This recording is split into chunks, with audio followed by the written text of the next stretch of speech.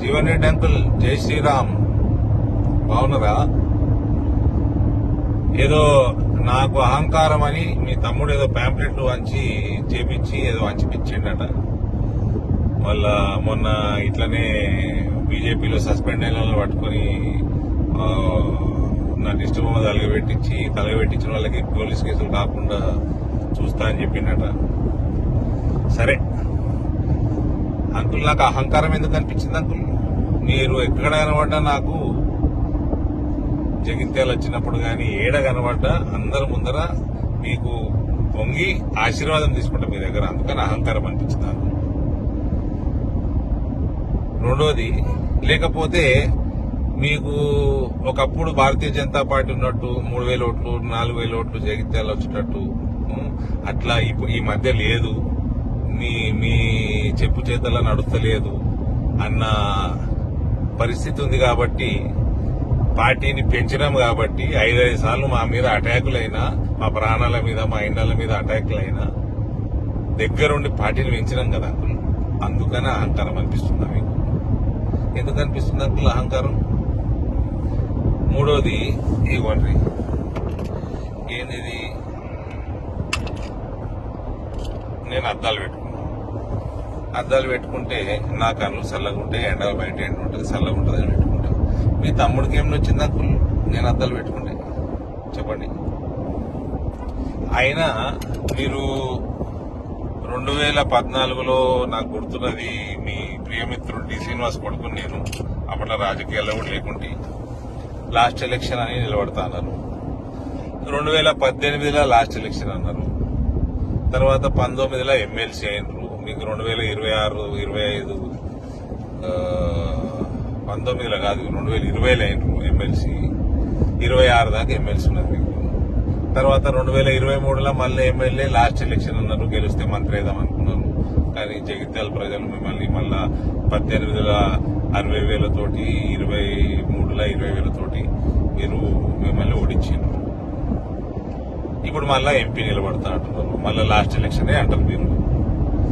అంటే మీరు మీ పార్టీ మీ ఇష్టం, కానీ నాకు ఒక కథ యాదకొచ్చింది.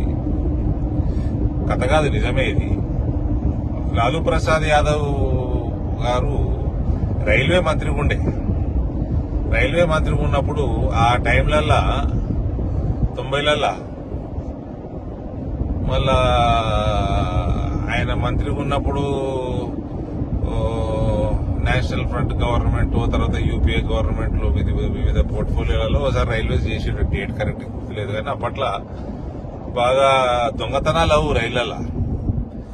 అయితే రైల్వే ఆఫీసర్లందరూ రైల్వే మినిస్టర్ లాలూ ప్రసాద్ యాదవ్ దగ్గర పోయినట. పోయి, సార్ ఈ పలానా స్టేషన్లా ఎప్పుడు వచ్చి బండి నిలబడ్డా లాస్ట్ బోగిలా దొంగలు పడుతున్నారు సార్, దొంగలు పడి దోసుకుంటున్నారు, ఎప్పుడు లాస్ట్ బోగే టార్గెట్ చేస్తున్నారు. లాస్ట్ బోగి ఏమో స్టేషన్ బయట ఏటో మూలకి ఆగి ఉంటుంది. స్టేషన్ లో ట్రైన్ వచ్చినప్పుడు వీళ్ళు స్టేషన్ లో ఉన్న స్టేషన్ మాస్టర్ పోలీసు వాళ్ళని తీసుకుని ఉరికే వరకు ఆ దొంగలు వారిపోతున్నాడు. అంటే లాలూ ప్రసాద్ అన్నమాట, ఇంత పంచాయతీ ఎందుకే, గమ్మున లాస్ట్ బోగి తీసేస్తే అయిపోతుంది కదా అన్నమాట. గట్లా ఉంది పరిస్థితి. అంకుల్, మీరు పెద్దలు, నేను మీ కొడుకు వయసు, నేను ఎలక్షన్లు కొట్లాడదాం, ఏమి ఇబ్బంది లేదు, మంచిగా కొట్లాడదాం, ముందాగా కొట్లాడదాం. కానీ మీ ఇంటి వాళ్ళకి చెప్పుర్రి, కొంచెం ఇట్లా చిల్లర వ్యవహారాలు చేయొద్దని చెప్పుర్రి. నాకు బాజాబ్తా భారతీయ జనతా పార్టీని కాంగ్రెస్ పార్టీ తోటి ఈక్వల్ గా ఓట్లు తెచ్చినాం కదా ఎలక్షన్లలో, అసెంబ్లీలో. ఇక పార్లమెంట్లో అంటే ఎడదట్టుకుంటారు. నాకు నేను చేసిన వాగ్దానాన్ని చేస్తే మీరు 45 ఏళ్ళు చేయలేని మీ పార్టీ మీరు నేను తెచ్చిపెడితే రైతులకి. ఇప్పుడు అంతా అవన్నీ నేను చెప్పిన పనులను చేసిన, నేను పార్టీని పెంచుకున్నా. ఇవన్నిటితో పాటు రామమయం ఉన్నదంతా, మోడీమయం ఉన్నది, రామమయం ఉన్నది, హరహర మోదీ, గర్గర్ మోదీ ఉన్నది. ఇవన్నీ కలిసి వస్తే మీకు బాధ. మళ్ళీ ఈ లాస్ట్ ఎలక్షన్, మళ్ళీ లాస్ట్ టైం ఓడిపోతామో, మళ్ళీ ఇంకొక లాస్ట్ ఎలక్షన్ ఉంటుందో తెలియదా మనకి. కాబట్టి ఇవన్నీ వద్దు. మీరు పెద్ద మనుషులు, మీరు మమ్మల్ని ఆశీర్వదించాలి. మనం ఇద్దరం ఎలక్షన్లు కొట్లాడినా కూడా నేను వచ్చి మీ దగ్గర ఆశీర్వాదం తీసుకొని కొట్లాడాలి. అట్లా హుందాగా చేసుకోవాలి రాజకీయాలు. వినరా అంకుల్? మీ తమ్ముడికి ఎప్పుడు జరా ఈ చిల్లర పనులు పని చేయమని చెప్పుకుంటాను. భారత్ మాతాకి జై. ఇప్పుడు ఆపరేషన్ లేకుండానే మోకాళ్లకు ప్లాస్మా ట్రీట్మెంట్. మీ ఆర్థోపెడిక్ సమస్యలన్నిటికీ రోబోటిక్ టెక్నాలజీ ద్వారా తక్కువ ఖర్చుతో శాశ్వత పరిష్కారం. Free consultation. ప్రతి ట్రీట్మెంట్ పై 20% డిస్కౌంట్. ఈ ఆఫర్ కొద్ది రోజులు మాత్రమే. త్వరపడండి. V9 hospitals 9281465842.